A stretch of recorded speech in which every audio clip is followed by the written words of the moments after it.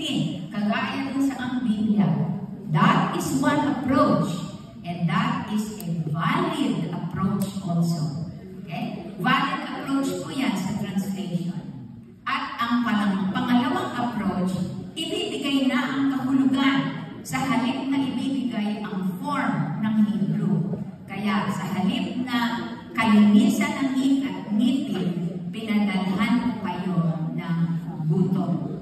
Okay? So, dalawang approaches na po ang ibinigay ko sa inyo. Magandang balita Biblia, pinadalhan ko kayo ng matinding gutom, gayon may hindi kayo nanumbalik sa akin. Kaya, pangalawang approach po yung ginamit yan. Pinoy Bible, ginutom ko kayo ng matindi sa lahat ng mga silid nyo at sa bawat bayan nyo, hindi ako nagbigay ng tinapay. Hindi ako nagbigay ng tinapay, nasa Hebrew po yan. Pero di pa rin kayo bumalik sa akin. Okay? Yan po ang rendering ng Amos 4:6. So dito, pinapakita ko, may dalawang translation approaches. Ang unang approach, pinagbabasihan ang anyo ng source language. So ang basis ng translation ay ang anyo ng source language o Hebrew.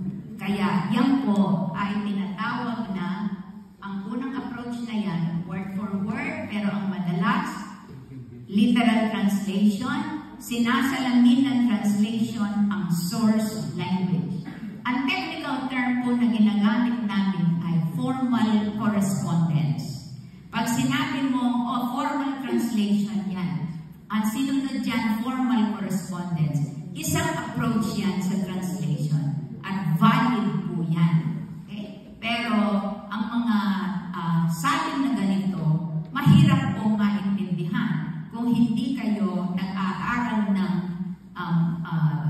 kultura na makikita sa Biblia o magbasa, marami pang experience sa inyong pagbabasa ng salita ng Diyos. So that is translation approach 1. Ang pangalawang approach naman po, meaning ang basihan, hindi anyo. Meaning, so, pinadalhan ko kayo ng taggutom. Binigay na ang kahulugan. Hindi na niya sinabing kalinisan ng ngipin. Taggutom na. So, ang pangalawang approach na ito, meaning ang basihan. Okay? Madalas ang tawag dito, meaning-based translation. Okay? This is the second approach. Ang technical term po na ginagamit ay, you can call it either dynamic equivalence or functional equivalence.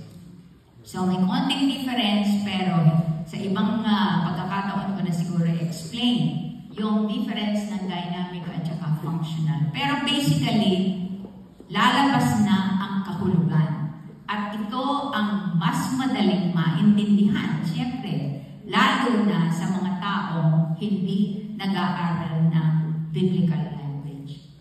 Okay, so yun nga po ang aking halimbawa.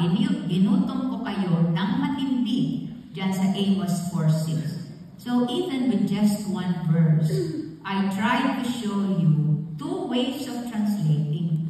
At pagka nag-aaral po tayo ng Biblia, kailangan lalalim ang ating pagkakaintindi ng salita ng Diyos. Kaya, kailangan alam natin itong dalawang approaches na ito. Okay, punta na po ako ngayon. Ikukwento ko na sa inyo ang Bible Pinoy version.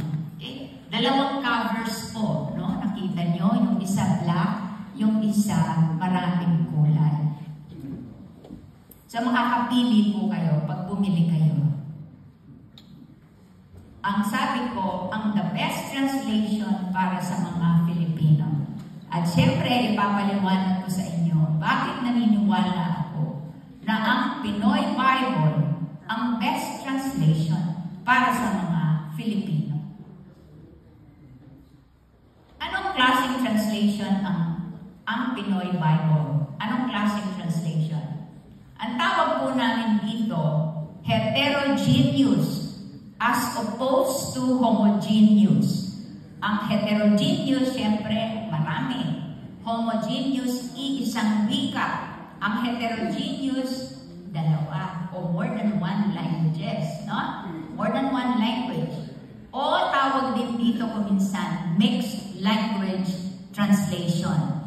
Ganito po ang ginagamit sa Pinoy Bible. Okay, so higit sa isang language ang ginagamit. Specifically, Tagalog